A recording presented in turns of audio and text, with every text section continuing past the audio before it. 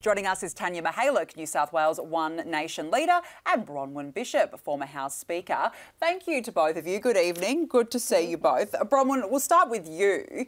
Despite the results that we've just said, the latest Newspoll, last week's Tasmanian election, why do you think the voters are not turning their backs on the major parties? For the simple reason that we have compulsory preferential voting, which means at the end of the day, it'll either be the coalition or it will be Labor.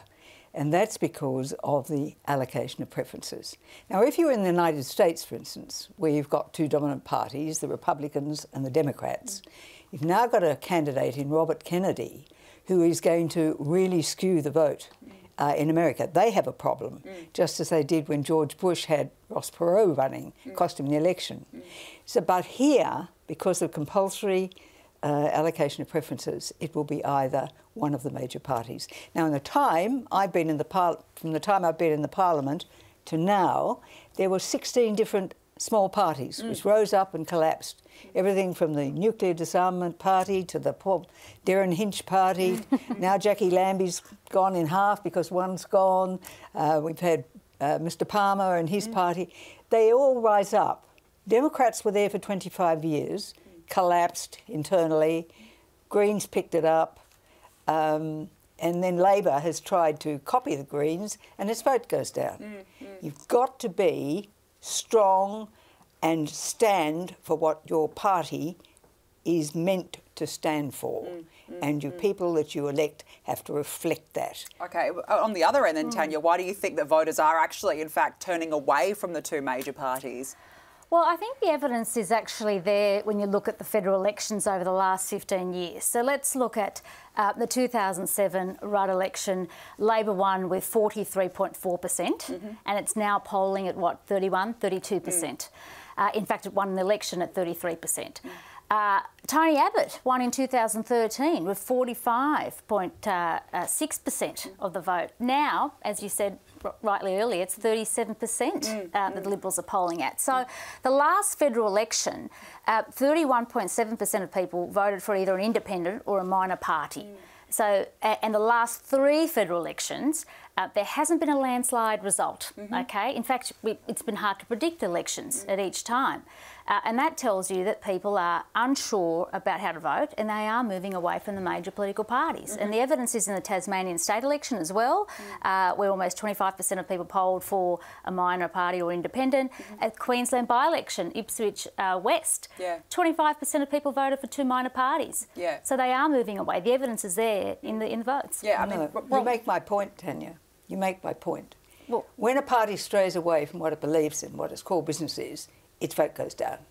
But in each of those cases you've given, it was still either the Labor Party or the coalition. That's the way it ends up. In Queensland, the Labor Party in Queensland is so on the nose that it was bound to lose that seat. As for Tasmania, with its crazy Hare-Clark system, they still won't know, probably for another week, who gets elected. And Canberra has the same problem in the ACT Council, or government, whatever you like to call it. So, at the end of the day, the major parties are still precisely that.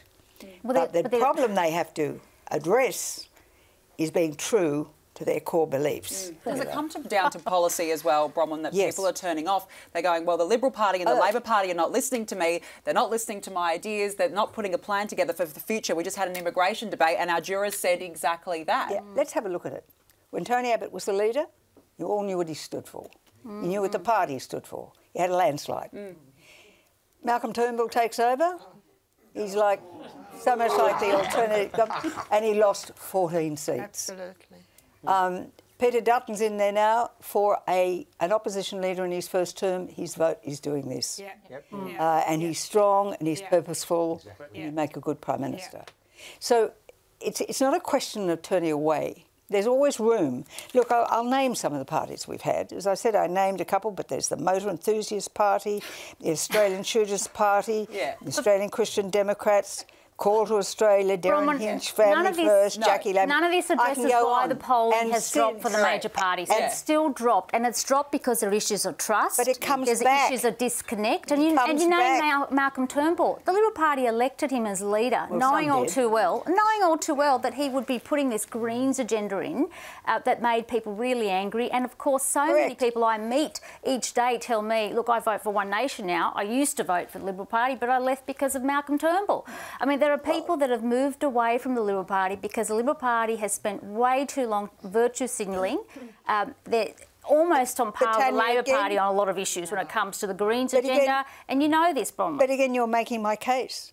When people go away from their core business, their vote will drop. But at the end of the day, it's only a major party that will form government in the federal parliament. They might form and that's been the case since 1949. But they're dropping in their primary votes, and that is a problem because it means that people are tired of the issues around trust. They're tired of politicians being disconnected from reality. Most of these politicians come in straight out of university, Labor club, Liberal club, straight out of the union ranks. They've never had a real job.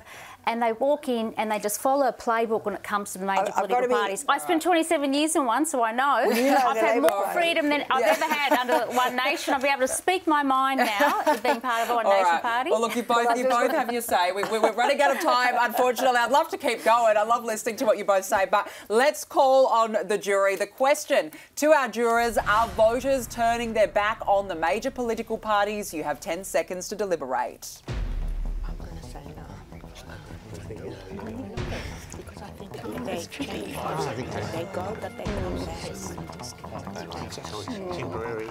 Jury members, what have you decided? Okay, let's count. We've got 1, 2, 3, 4, 5, 6, 7 of you say yes. The rest of you say no. So, in fact, you do believe that voters are turning their backs on the major political parties. Damien, why yes? I actually think they're both right. You're right. If we look at the primary vote, we're seeing the numbers to the majors drop. We are seeing that. You actually said that. Bronwyn, you are correct because on the two-party preferred system at federal level, it's going to be Labor or Liberal. You're actually both right, but are the voters moving away? The answer has to be a yes. And what we've seen in the Tasmanian election, as we said. Agnes, what do you think? I don't think so. I think Bronwyn's right. I think they wax and wane. When you stick to your core values, you absolutely vote for the major parties. Absolutely. Bronwyn Bishop, Tanya Mihaela, good to speak with you both. Thank you so much for joining us.